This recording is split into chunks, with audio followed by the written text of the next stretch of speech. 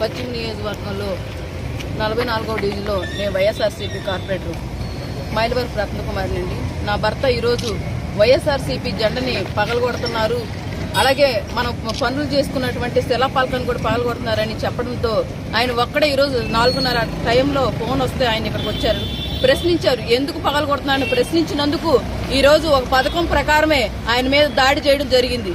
అది చూడండి ఎంతవరకు గాయాలైనది, తల మీద అయింది, మెడ మీద కొట్టారు, కావాలని ఒక్కడిని చేసి ఈ కూటమి వాళ్ళంతా కలిసి ఆయన మీద దాడి చేశారు.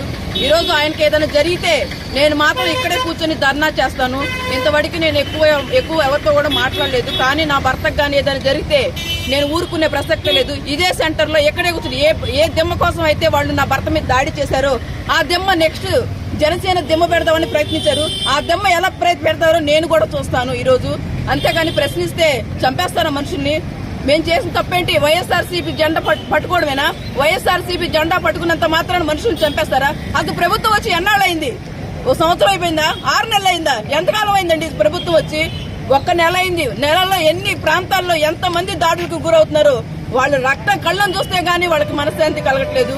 ఈ రోజు నా భర్త చాలా ఇదిగా ఉన్నాడు, బాధగా ఉన్నాడు. నేను ఇంతకన్నా ఒక భార్యగా నా ఆవేదన. ఎందుకంటే మీ ఇంట్లో ఆడవాళ్ళు ఉంటారు, మీ ఇంట్లో ఆడవాళ్ళ మీద ఇలాంటి దాడులు జరిగితే మీకు ఎలా ఉంటుందో ఆలోచించండి.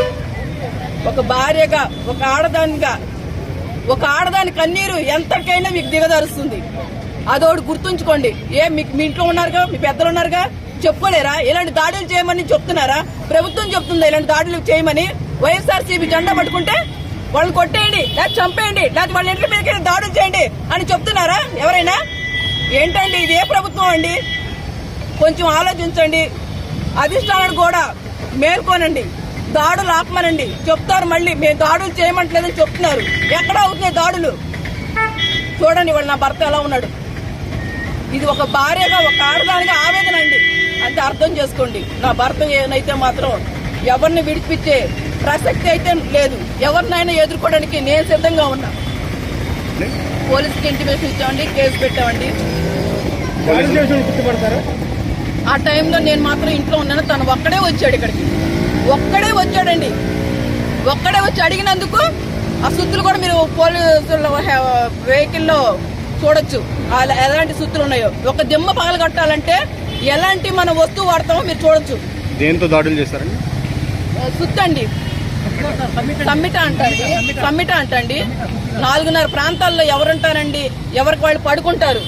4:30 టైం అంటే కావాలని పథకం ప్రకారం చేసినట్లు లెక్క. ఇది మీ ఇంట్లో మనుషులకు కొడితే ఎలా ఉంటది?